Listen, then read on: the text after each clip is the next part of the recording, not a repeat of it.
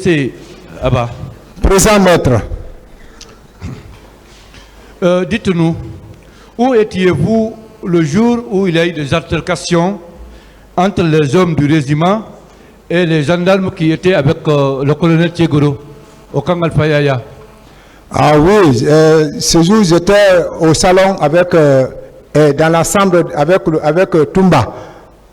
Mais c'est quand on a vu le président aller intervenir, après maintenant que directement Toumba a été informé et puis mais ça trouvait que tout était calmé. Quelle était la cause de leur altercation? Oui, parce que les commandos, les bélés rouges certains étaient incarcérés dans le casseau de Tebero. Et les autres commandos voient ça et qui portent vraiment le béret. Est-ce que vous comprenez? Donc voici, ils étaient en rassemblement et que les gens sont partis vers eux, ils se sont affrontés. Mais nous sommes venus maintenant, c'était maintenant à la fin, parce que le président est intervenu. Il est sorti en culotte même ce jour. C'est là-bas maintenant que le Toumba a ordonné, il dit, au lieu que vraiment qu'il y ait confrontation, j'aimerais que Toboro va hors de la présence. Donc vous confirmez qu'effectivement les hommes de M. Tchegoro portaient les bérets rouges, hein? Oui, affirmatif. Très bien. Vous confirmez également que M. Tchegoro avait un violon qu'il commandait au Kalaba? Oui. Très bien. Où il faisait détenir quand les gens? je suis arrêté, c'est là-bas on m'a mis. Ah. Vous-même, vous avez été dans ce violon-là? Oui, c'est là-bas on m'a mis. J'étais maintenant avec le chauffeur du président. Quand la nuit, ils sont venus pour nous exécuter, ils veulent pleurer. Je dis, s'il te plaît, si on va mourir. Parce que les gens viennent pour nous tuer. Quand toi, tu veux pleurer, dès qu'ils attendent la voix, c'est fini pour nous. Très bien. Est-ce que vous confirmez également que tous les hommes qui étaient avec le colonel Tchegoro étaient armés? Patrouille, c'est armé. Très bien. Monsieur Cessé, présent. Vous maintenez que c'est le nommé Thomas qui a découpé M. Sankara?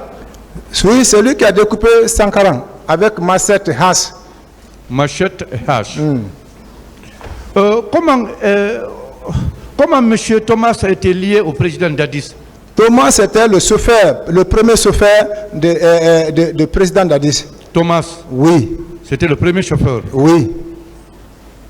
Et Sankara? Sankara était qui? Était un militaire, un chauffeur? C'est Thomas, on appelle Sankara, non? Non, et Thomas, je parle de Thomas. Thomas, lui, c'est l'un des gardes-corps du président. L'un des gardes-corps du président? Oui, oui. C'est lui qui a été découpé par celui qui a découpé Sankara. C'est lui qui a découpé Sankara? Oui, oui. Et Sankara était également un chauffeur du président? Il était le premier chauffeur du président. Mais pourquoi ça? Vous avez cherché à savoir le pourquoi? On dit que vraiment, et pourtant le monsieur Sankara n'était pas avec nous, qu'on appelle Akundara. Akundara. Donc, c'est comme ça vraiment que si, dès que le président a reçu le premier soin au camp Faya, au camp Samori, oui, avec une bande blanche. Maintenant, il est revenu à la présence. Quand il est venu à la présence, au moment qu'il rentrait au salon et que vraiment Sankara est derrière lui, il dit, non, le président n'est pas mort, il est vivant. Le mot a dit, Sankara c'est toi. Le mot là a fait massacrer Sankara. Très bien. D'accord. Vous maintenez que quand M. Marcel partait à votre recherche, quand vous étiez à Dabondi ou Kondebunyi, est-ce qu'il était parti avec d'autres personnes qui étaient armées par des machettes, des armes de guerre, de fusils? Vous le maintenez? Oui, affirmatif. C'est moi qui l'ai appelé. Je dis, neveu, je ne suis pas de vous, l'un de vous. Il dit, où tu es? Je dis, je suis à Dabondi. Il dit, si nous venons, on peut te trouver là-bas. Je dis, oui. Mais les actes de réflexe me disent d'abord, mais il ne faut pas rester à la station. Il faut d'abord te positionner pour voir comment ils vont venir. Donc c'est comme ça que je me suis placé au coin et que je les ai vus venir là où on vend les bibliothèques, ils ont garé là-bas. Ils sont descendus, d'autres sont en massette avec la hache, d'autres avec armes. Mais quand ils sont descendus avec le geste seulement bras, quand vous le voyez, parce que quand vous le voyez, donc ça m'a donné la position de rester calme. C'est quand ils ont voué Hanjoukan dans le lieu de Badabondi, ils sont sortis, je l'ai appelé. J'ai dit, quelle est votre position? Il dit, mais nous sommes venus, on ne t'a pas vu. J'ai dit, comme j'avais duré, je me suis déplacé. D'accord. Donc ça veut dire que M. Marcel faisait toujours accompagné par un nombre important de personnes armées. C'est son habitude. Ce jour quand même, je l'ai vu avec des troupes pour venir me chercher. Mais à qui M. Marcel rendait compte de ces faits, de ces activités? Là, je n'en sais rien. Hein. Ou bien il faisait ce qu'il voulait, il ne rendait compte à personne. Non, c'est le neveu de Dadis. Donc très fort, il ne rendait compte qu'au président lui-même. C'est le neveu de Dadis. D'accord. D'accord. Et puisque vous étiez le garde rapproché du commandant Toumba, est-ce qu'à chaque fois que le commandant Toumba se rendait à la présidence pour voir le président, vous étiez avec lui? Vous étiez toujours avec le commandant Toumba quand il se rendait à la présidence pour voir... S'il veut rentrer au salon, si on veut sortir, on vient, on garde, après on rentre et voit le président, il communique, après on sort et on continue. Oui, c'est-à-dire que pour voir le programme s'il n'y a pas de sortie.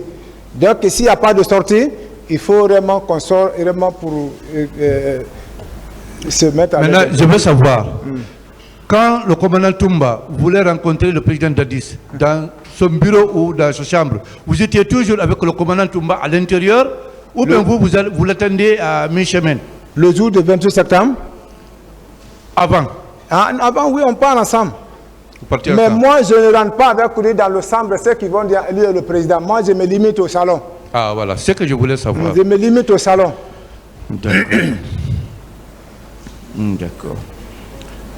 Et de la même façon que le colonel Thiegoro disposait de violons au camp Alpha Yaya, est-ce que de cette même manière que Pivi aussi disposait de violons? Oui, ils font des petits conflits, bon, c'est comme ça.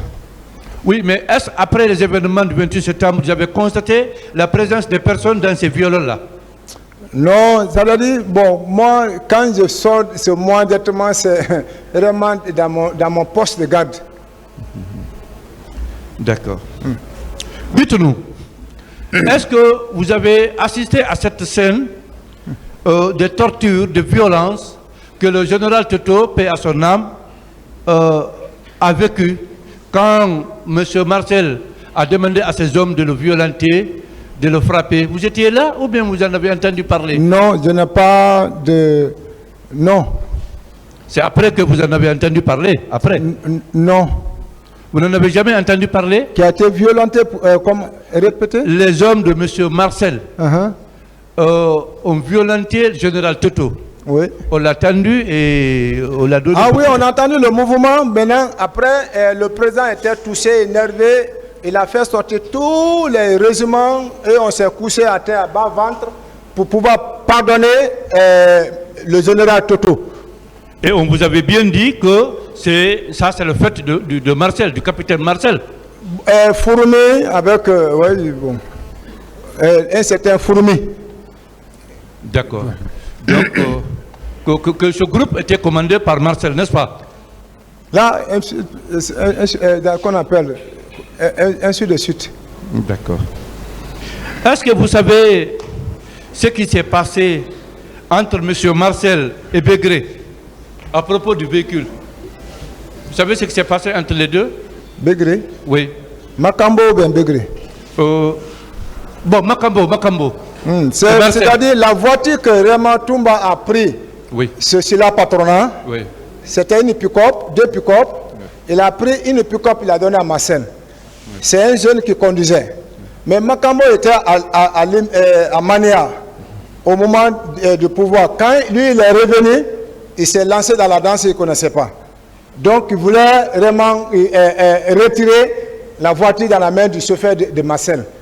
C'est à ce moment, directement Marcel était fâché, il est venu voir Toumba. Toumba a calmé la situation à la devanture du tribunal et du tribune Kanfaya là-bas, là où le ministre Pivi est logé. C'est là-bas l'action s'est passée, Toumba a calmé. Oui, mais il semble que le capitaine Marcel voulait en finir avec Makambo. J'ai dit, mais c'est Toumba qui a calmé la situation. Il a rectifié Makambo et Makambo a compris et puis il a mis la balle à terre.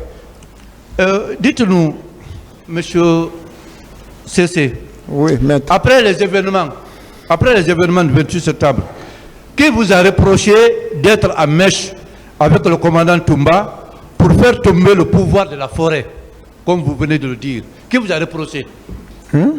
Qui vous a reproché d'être de mèche avec le commandant Toumba, comme vous l'avez dit, je le répète, d'être de mèche avec le commandant Toumba pour faire tomber le pouvoir de la forêt? C'est vous qui l'avez dit. C'est mes frères qui m'ont vendu.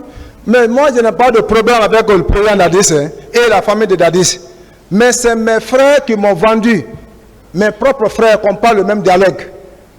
Donc, le bienfait que j'ai fait, l'acte qu'on appelle héros que j'ai fait, ils ont transformé pour moi en malédiction en mes états en prison.